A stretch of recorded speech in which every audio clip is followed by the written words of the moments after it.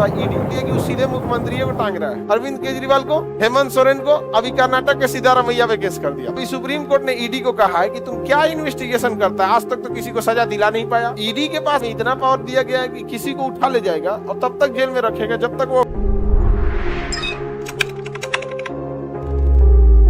कार्यपालिका मतलब अधिकारी होते हैं, मंत्री वगैरह जितना, तो सेंट्रल गवर्नमेंट का जितना भी काम है वो सब किसके अंडर में आएगा? संघ की कार्यपालिका। राज्य की भी कार्यपालिका होती है, राज्य की अपनी पुलिस होती है, राज्य के कर्मचारी होते हैं। तो कार्यपालिका कितने टाइप की? दो, एक संघ की कार्यपालिका, एक राज्य की कार्यपालिका। किसकी कार्यपालिका? संघ की कार्यपालिका और राज्य की कार्यपालिका।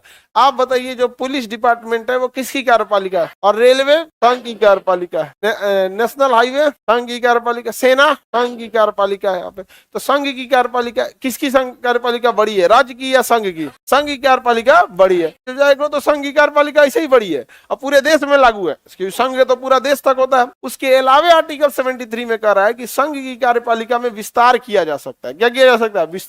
विस्तार किया जा सकता है। मतलब राज्य जहां काम कर रही है ना, वहां भी संघ जा सकता है, वहां भी क्या जा सकता है? संघ जा सकता है। संघ की कार्यपालिका का विस्तार है। क्या है?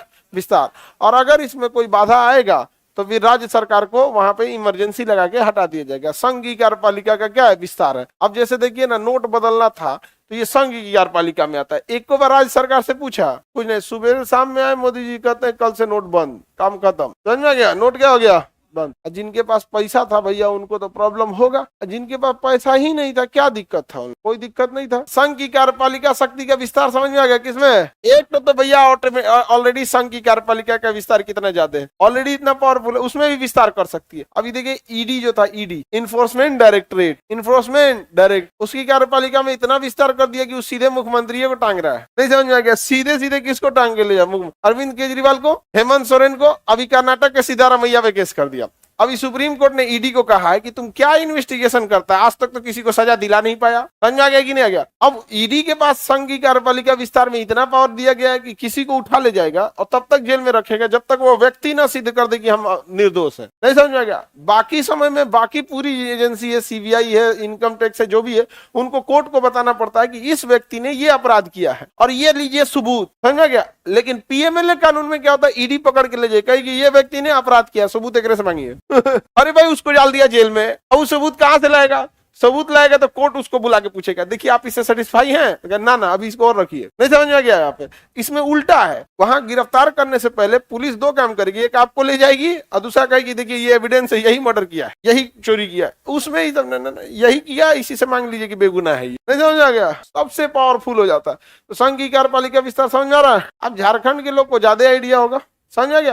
तो ये सब राजनीतिक, संघ की कार्यपालिका विस्तार में कई बार राजनीतिक वो चीजें भी होने लगती हैं, राजनीतिक चीजें भी हस्तक्षेप हो जाती है। राजनीति बड़ी वो उटपटांग होता है। और भारत में देखिएगा अल्टीमेटली पावर किसको दे दिया गया है? राजनीति को।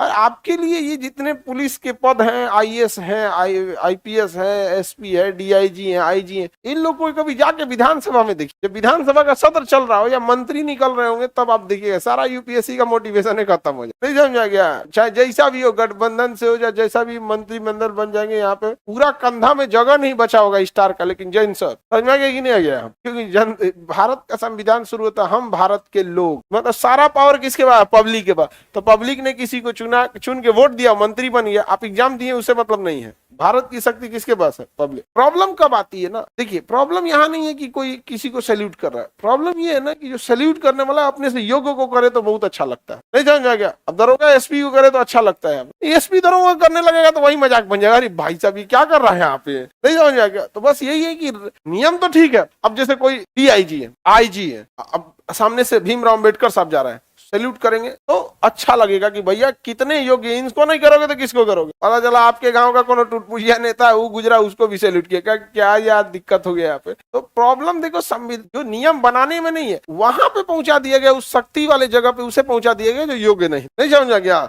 अब जैसे तुम लोग को यहाँ बुला के, तुम लोग पढ़ाओ बच्चों, आ जाओ यहाँ पढ़ाओ, नहीं समझ में आएगा? कौन आएगा पढ़ाने? इधर आ तोरा तूर देते हैं, इधर आ, पकलोल कहेंगे यहाँ पे। तख्ती का पूरा ऐसा चेहरा लिया है,